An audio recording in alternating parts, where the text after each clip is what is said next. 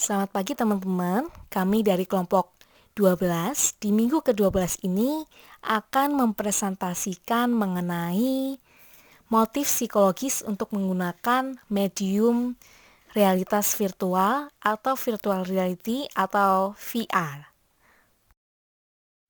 Berikut susunan anggota kelompok kami. Yang pertama ada Nailatul Mazia, NIM 05, Diska Ainuraini, NIM 024, Elda Indriana, NIM 029, Ikadik Candika Wiraangga, NIM 039, dan Kristoforus Dimas, NIM 081. Sebelum kita masuk ke topik pembahasan yang utama, ada sebuah kutipan dari Cecilia Ciclani tahun 2014 dalam bukunya yang berjudul Virtual Reality and Environment. Ia mengutip kata-kata bahwa realitas virtual punya 1000 muka. Nah, mengapa sih kok disebut 1000 muka? Karena sejak realitas virtual hadir dan lahir di dunia, kita bisa menggunakannya dalam segala bidang kehidupan. Realitas virtual didasarkan pada perkembangan teknologi informasi, grafika komputer, dan perangkat keras berkecepatan yang sangat tinggi. Realitas virtual memiliki dampak yang kuat atau besar, bukan hanya pada riset, melainkan juga pada kehidupan kita sehari-hari. Realitas virtual bisa diaplikasikan dengan dua makna, digunakan atau dibuatkan aplikasi untuk semua tujuan komunikasi, yaitu untuk menyampaikan informasi, menghibur, mendidik, dan memengaruhi. Nah, selanjutnya kita akan membahas mengenai contoh penggunaan realitas virtual di berbagai bidang kehidupan. Yang pertama ada di bidang kedokteran, di mana realitas virtual ini dipergunakan untuk belajar anatomi dan pembedahan tubuh manusia. Dan tahun 2018, rumah sakit di Jerman telah menggunakan virtual reality atau realitas virtual ini untuk praktek pembedahan. Dengan basis perangkat lunak yang disebut Jualin Spiegel, mereka bisa mempelajari anatomi dalam tubuh langsung melalui kacamata virtual reality. Dengan mempelajari anatomi melalui teknologi tersebut, dokter bisa mengetahui bagaimana mereka melakukan operasi. Selanjutnya, masih di bidang kedokteran, VR juga digunakan untuk melatih paraplegia mengembalikan fungsi tubuhnya, di mana dalam bidang fisioterapi ini VR akan sangat membantu dalam merehabilitasi penyakit stroke dengan memberikan umpan balik motorik dari gerakan pasien dalam bentuk motion capture. Hal ini bertujuan agar pasien mendapatkan motivasi dan menstimulasi sirkuit saraf dalam sistem motorik untuk membantu penyembuhan. Nah, selanjutnya penerapan penggunaan medium realitas virtual yaitu digunakan dalam psikologi klinis. Virtual reality atau realitas virtual ini digunakan untuk menyembuhkan penderita PTSD atau Post Traumatic Stress Disorder, membantu penderita mengatasi ketakutan dan kecemasan, membantu anak-anak autis mengembangkan keterampilan sosial mereka. Nah, dikutip dari studi dari British Association for Behavioral and Cognitive Psychotherapies menyarankan untuk mencampurkan perilaku kognitif behavioral therapy atau CBT dengan teknologi virtual reality untuk membantu menyembuhkan gejala kecemasan dalam kehidupan nyata. Selanjutnya, sesi dalam VR CBT tersebut, pasien dapat merasakan lingkungan sekitar seperti trotoar, kafe, atau supermarket. Pasien akan diberikan kuesioner dari sesi tersebut, apakah mereka akan merasakan kecemasan atau tidak. Dengan terapi 2 kali dalam sebulan, beberapa pasien yang bisa mengungkapkan hasil tindakan tersebut. Selanjutnya, penggunaan virtual reality atau realitas virtual ini bisa digunakan juga di bidang pendidikan. Salah satunya yaitu untuk mempelajari tata surya, di mana seseorang yang melakukan perjalanan melalui realitas virtual bisa menjelajah tata surya, galaksi, sampai pada black hole melalui realitas virtual yang ditawarkan oleh Spacey VR. Nah, selanjutnya penggunaan VR juga digunakan untuk pelatihan. Pelatihan bagi para penerbang atau calon pilot, di mana untuk mengurangi resiko apabila calon penerbang menggunakan pesawat yang sebenarnya. Tidak hanya itu, virtual reality atau realitas virtual ini juga digunakan untuk pelatihan dalam mengecek keselamatan mobil atau pesawat. Selanjutnya, Mary Laura Ryan tahun 2001 dalam ulasan filsafatnya tentang realitas virtual meramalkan kegunaan realitas virtual. Beberapa di antaranya yaitu ada 13 poin dan teman-teman bisa lihat di halaman 407 di Psikologi Komunikasi Jalaluddin Rahmat. Yang pertama, realitas virtual akan menggantikan realitas. 2. Realitas virtual akan menantang konsep realitas. 3. Realitas virtual akan membantu kita untuk menemukan kembali atau menjelajah realitas. 4. Realitas virtual akan menjadi pengganti zat adiktif dan seks. 5. Realitas virtual adalah kesenangan tanpa risiko tidak bermoral, dan ini masih diperdebatkan. 6. Realitas virtual akan meningkatkan jiwa, membawa kita pada kekuatan baru. 7. Realitas virtual akan membuat penggunanya adiktif dan akan memperbudak kita. 8. Realitas virtual akan menjadi pengalaman yang betul-betul baru. 9. Realitas virtual menjadi sama tuannya dengan seni paleolitik. 10. Realitas virtual benar-benar menjadi teknologi komunikasi. Semua bentuk representasi menciptakan pengalaman realitas virtual. 11. Realitas virtual mengaburkan antara fiksi dan realitas. 12. Realitas virtual adalah kemenangan fiksi di atas realitas. Dan yang terakhir, realitas virtual menjadi seni utama abad 21 sebagaimana sinematografi untuk abad 20. Sesungguhnya manusia menggunakan realitas virtual untuk memperluas kekuatan fisik dan sensori, meninggalkan tubuh dan melihatnya dari luar, mengambil identitas baru, mencerap objek-objek material dengan menggunakan banyak indera, termasuk sentuhan, dan mampu mengubah lingkungan dengan perintah verbal, kata-kata, atau gerak tubuh nonverbal, dan melihat pikiran kreatif berwujud secara instan. Ada perbedaan pendapat antara Cecilia Ciklani dengan Mary Laura Ryan, di mana Cecilia Ciklani di sebelumnya menyebutkan bahwa 1000 muka realitas virtual, sedangkan Mary Laura Ryan dalam bukunya Narrative as Virtual Reality menyebutkan bahwa the 2,000 Face of the Virtual. Jadi tidaklah mungkin membahas semua aspek psikologis dari ribuan muka realitas virtual dalam satu bab. Dan bab ini dikhususkan untuk satu muka realitas virtual yang paling populer bagi penggunanya dan yang paling komersial bagi pencipta video game.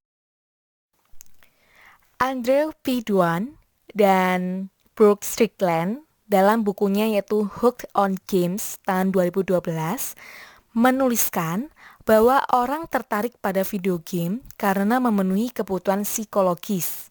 Industri video game seperti juga industri-industri lainnya mengeksploitasi kebutuhan manusia untuk memasarkan produk-produknya.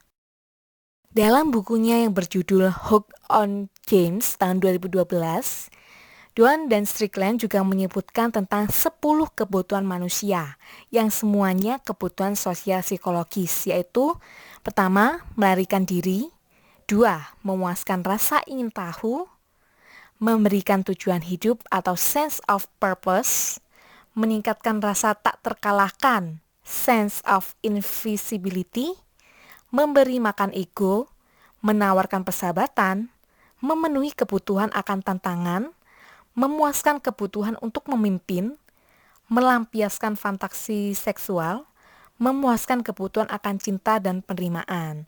Nah, selanjutnya 10 pembahasan dari buku itu akan kita bahas dalam bab selanjutnya, dalam materi yang selanjutnya. Pembahasan selanjutnya yaitu melarikan diri dari realitas. Bagi anak-anak, video game adalah tempat pelarian yang paling aman. Anak-anak hidup dalam tekanan terus-menerus. Tekanan dari orang tua yang mendorong anak-anak untuk berprestasi di sekolah, tekanan dari teman-teman agar bisa diterima atau dihargai, tekanan dari segala penjuru untuk memenuhi ekspektasi setiap orang. Tidak jarang juga anak-anak menghadapi tekanan yang bertentangan. Memenuhi tekanan yang satu berarti melawan tekanan yang lain. Tekanan yang mengungsikan itu bisa datang dari orang yang sama. Paul Watzlawick menyebut bahwa yang terakhir itu sebagai double bind, di mana double bind itu menjadi penyebab terjadinya skizofrenia. Contohnya, ibu meminta anaknya untuk populer, tetapi menghalangi pergaulan. Guru menyuruh muridnya untuk pintar, tapi melarangnya untuk berpikir kritis. Nah, video game menawarkan pintu untuk melarikan diri dari realitas offline atau realitas sebenarnya di dunia nyata dan masuk ke realitas online seperti The Second Life. Makin besar tekanan yang diderita oleh si anak, maka makin lama ia tinggal di kehidupan yang lain.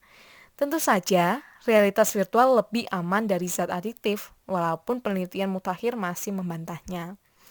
Nah, tidak jalan juga, makanya semenjak kehadiran virtual reality, anak-anak semakin kecanduan dalam game. Mungkin upaya untuk melarikan diri dari realitas. Halo semua, saya Lendriana. Kali ini saya akan menjelaskan salah satu motif psikologi dalam menggunakan VR. Salah satunya yaitu adalah memuaskan rasa ingin tahu. Rasa ingin tahu mendorong manusia untuk mengembangkan kualitas dirinya. Plato dan Aristoteles menyebutkan bahwa filsafat berasal dari kata tauma, yang dalam arti bahasa Yunani yaitu memiliki arti keterpesonaan atau ketakjuban. Mungkin kata yang tepat untuk arti kata tersebut adalah rasa ingin tahu. Mungkin dengan adanya rasa ingin tahu tersebut, maka mendorong majunya dunia teknologi. Contohnya dengan teknologi VR ini. Adanya teknologi VR ini merupakan manifestasi rasa ingin tahu manusia yang besar. Teknologi kan semakin berkembang pesat karena manusia memiliki rasa ingin memuaskan ketidaktahuan mereka dengan cara melakukan berbagai penelitian dan riset demi memuaskan rasa ingin tahu. Untuk selanjutnya yaitu VR dapat menentukan tujuan hidup. Banyak orang berkata bahwa tujuan hidup mereka hanya ditentukan oleh keadaan, membiarkan hidup mengalir apa adanya dan sesuai dengan perintah para pemegang kuasa. Namun dengan adanya teknologi VR ini, maka seseorang dapat dihadirkan pada suatu realitas tidak nyata, namun bisa membuat mereka menerapkan tujuan hidup mereka ke dalam dunia virtual. Misalnya Raditya Dika bermain SimSimi. Para pemain VR mereka dapat membentuk apapun tujuan hidup mereka yang tidak mereka dapat di kehidupan nyata. Ini adalah kelebihan dari virtual reality.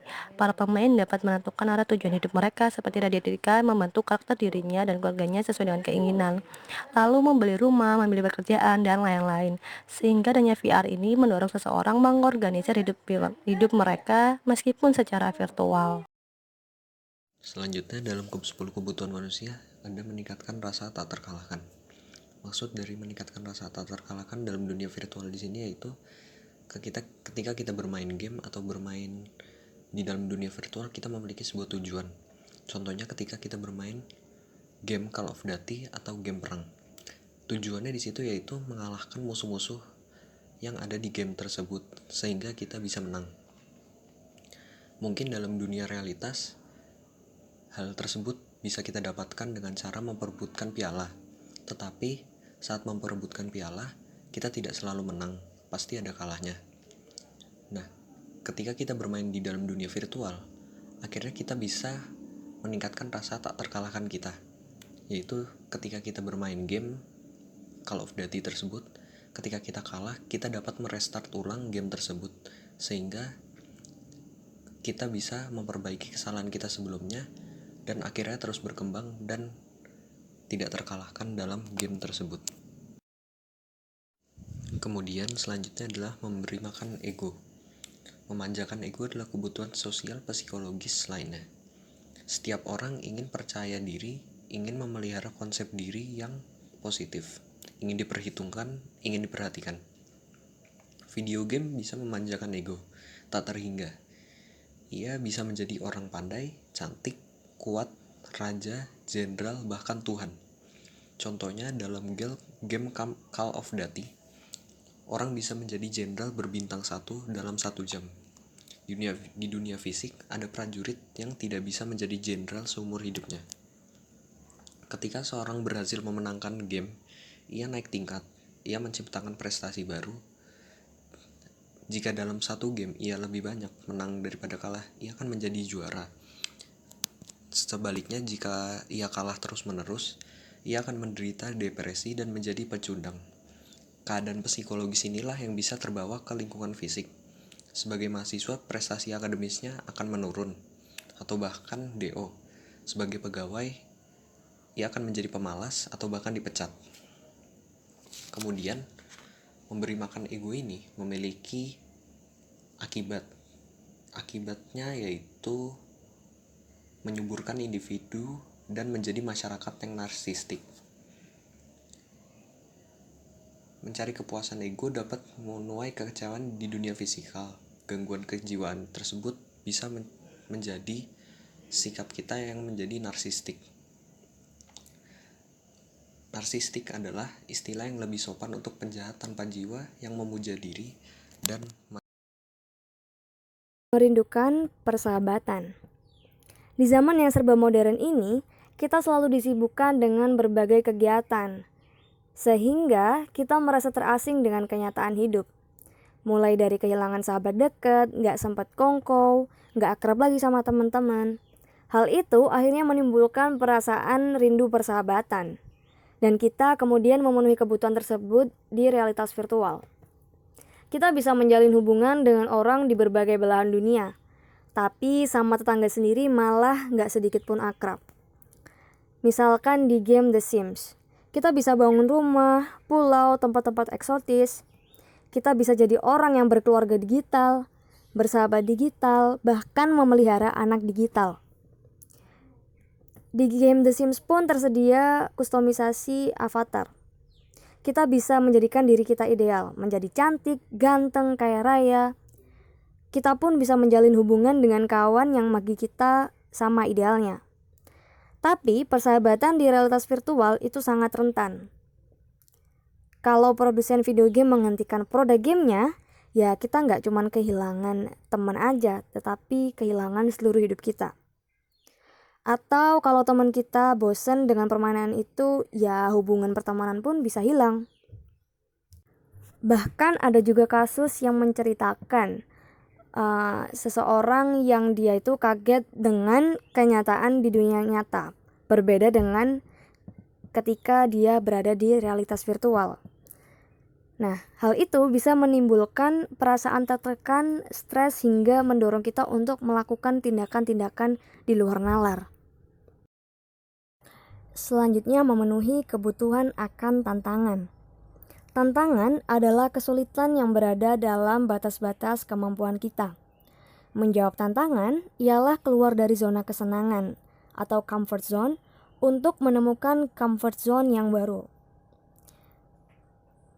Menurut Csikszentmihalyi, ketika ia berada di suatu posisi di mana berhasil mengatasi kesulitan, maka ia akan mengalami flow atau luapan kebahagiaan.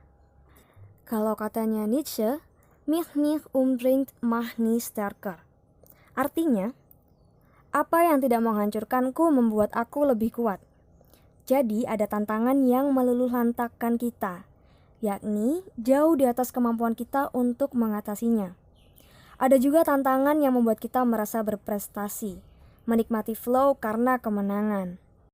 Dr. Nikki meneliti 3.000 orang pemain MMORPG dengan survei online dan melaporkan 3 motif utama untuk bermain. Yang pertama adalah prestasi atau achievement dalam game. Kedua, interaksi sosial. Dan 3, imersi dalam dunia virtual. Menurut Dr. Yi, motif yang mendorong orang bermain game berkaitan erat dengan efek negatif dari online gaming.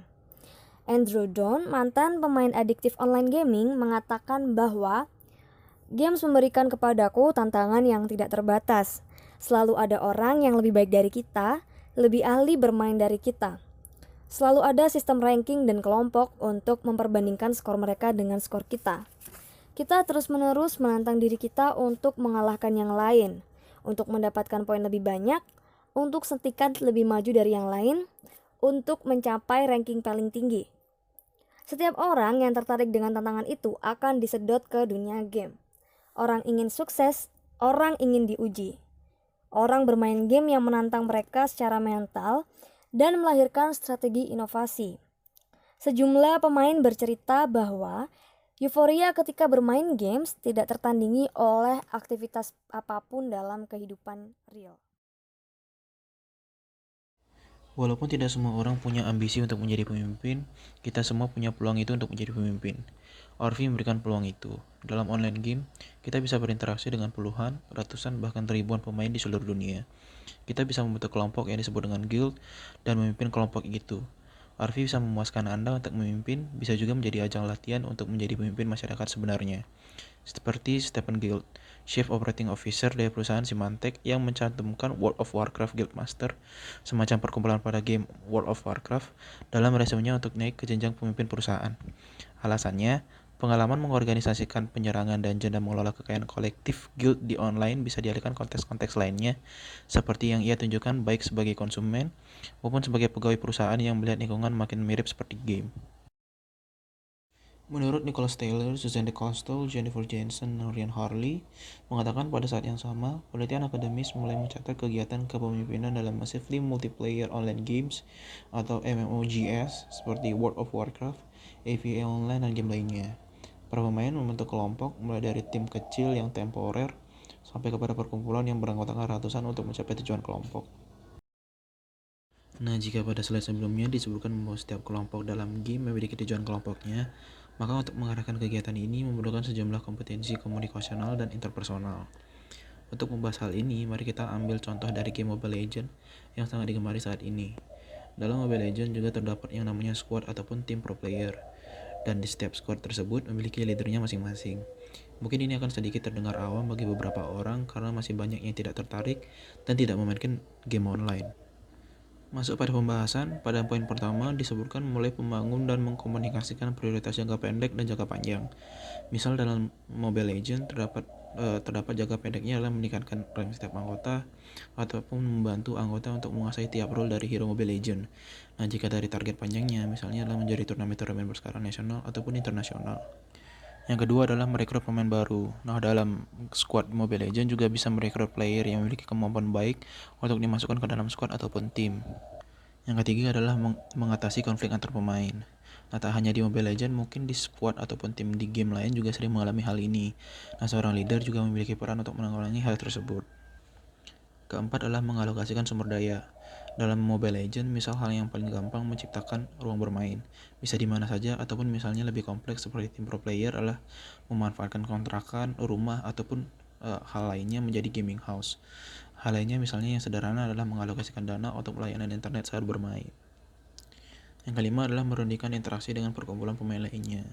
Misal dalam game Mobile Legends dikenal dengan istilah scrim, yang ini semacam tanding bersama tim lain untuk mengetahui kemampuan tim sendiri maupun tim lain. Dan yang terakhir adalah mengoreografikan tindakan-tindakan pemain lainnya yang avatarnya punya peran, seperangkat keahlian dan kelemahan tertentu.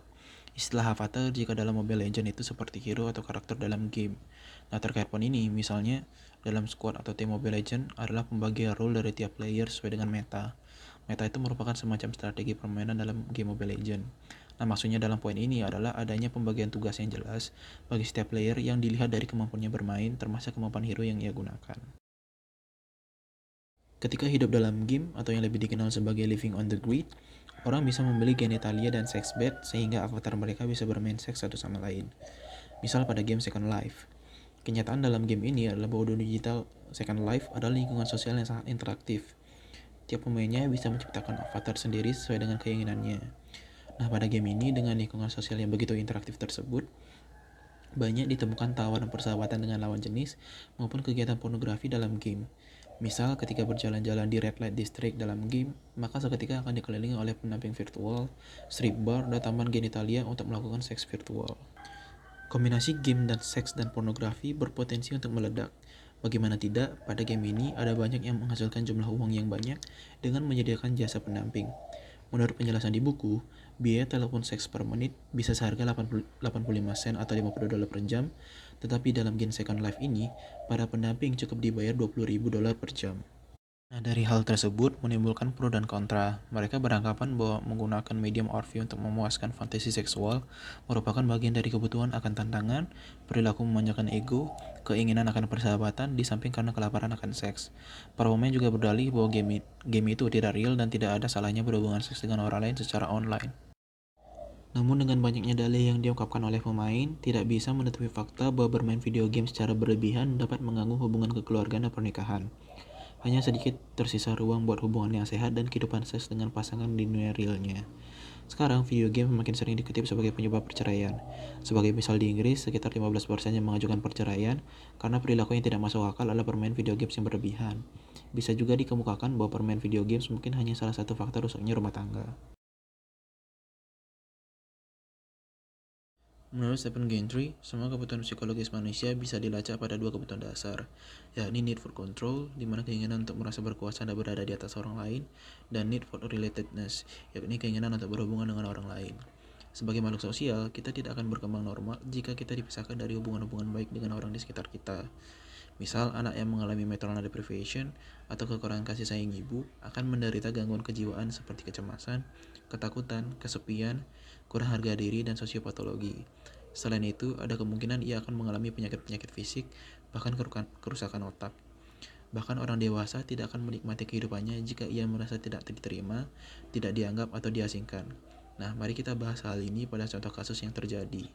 Yang pertama adalah kasus dari Ted Bundy yang disebut sebagai psikopat ganteng yang mengoleksi penggalan kepala-kepala wanita. Ted lahir di luar pernikahan dan ia besar di keluarga kakek dan neneknya, sedangkan ibunya dianggap sebagai saudara perempuannya. Hingga pada suatu hari, ia mengetahui rahasia itu, dan semenjak saat itu, ia mulai mengasingkan diri dari keluarganya maupun orang-orang terdekatnya.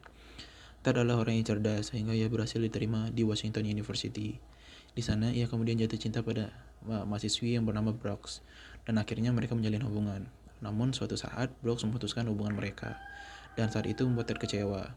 Ia merasa tidak dicintai dan karena itu ia tidak mau mencintai lagi. Dan saat itu, Ted kemudian mendekati setiap perempuan yang wajahnya mirip dengan Brooks dan kemudian membunuhnya. Selain itu, ada juga kasus Jeffrey Dahmer, seorang pembunuh berantai yang melakukan pemerkosaan, mutilasi, nekrofilia, dan kanibalisme. Dan Jeffrey dikenal sebagai seorang loners atau penyendiri. Memang dari kedua kasus tersebut, mereka belum hidup dalam zaman realitas virtual, tetapi mereka memiliki kegagalan jiwa yang sama, yakni kegagalan untuk diterima dan untuk dicintai. Dan misalnya jika mereka hidup dalam zaman realitas virtual, solusi dari kasus mereka yang bisa dilakukan adalah dengan melarikan diri dari kesepian pada realitas virtual. Karena dalam realitas virtual setiap orang sama, dan mereka bisa dihargai dan diapresiasi oleh orang lain dalam realitas virtual. Menurut Dr. Nick E., dari penelitiannya pada 30.000 pemain games, 40% laki-laki dan 53% perempuan mengatakan bahwa sahabat-sahabat virtual mereka sama atau lebih baik dari temannya. Lebih dari seperempat pemain mengaku saat-saat bahagianya dari minggu sebelumnya terjadi di komputer. Contoh kasusnya adalah Sean Woolley yang memusatkan kehidupan pada dunia digital Evercast. Ia menghabiskan waktunya dengan teman-teman di dunia maya dan mulai mengasingkan diri dari keluarga dan orang terdekatnya di dunia nyata. Hingga ia mulai menjalin cinta kasih dengan tokoh online yang tampaknya mencintainya. Ketika tokoh online tersebut memutuskan hubungan mereka, Sean kehilangan semuanya. Keinginannya untuk diterima dan kekecewaannya karena ditolak mendorongnya untuk bunuh diri. Nah, di balik kegunaan RV yang untuk memenuhi kebutuhan psikologis kita, ada sisi gelap dari RV yang kemudian merupakan bagian dari internet yang mengancam kita dengan setan yang mengerikan atau disebut dengan adiksi yang akan dibahas pada bab minggu depan. Terima kasih. Sekian presentasi dari kelompok kami. Apabila ada pertanyaan, bisa disampaikan di kolom komentar.